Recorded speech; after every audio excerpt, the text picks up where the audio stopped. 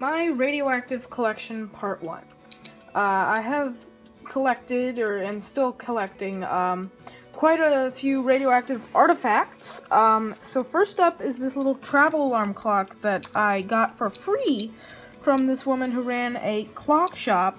And she said she, had a few watch clocks that, she didn't want anymore.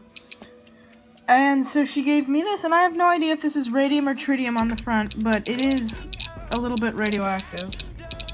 I have to get the tube right over the 2 needles.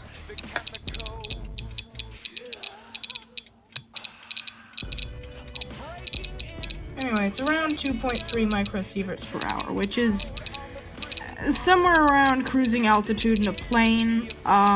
It's not too high. It's pretty high, but it's not the most radioactive thing I own, which will probably get discussed in part 2. Anyway, here we have this little clock I got in an antique store recently, and this thing is pretty high.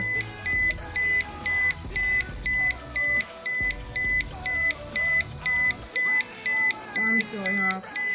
So it's resting around around 6.3 microsieverts per hour.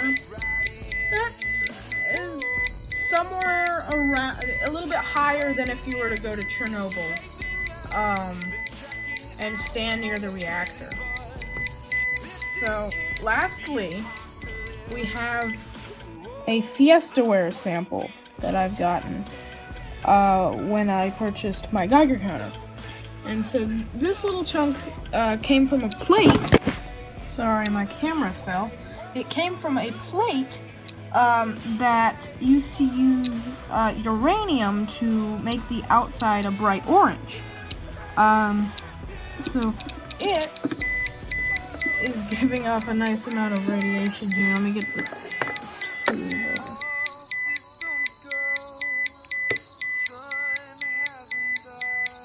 It's about 8.5, or 11.88 microsieverts per hour. So this is a nice dose of radiation right here. I'd say that it,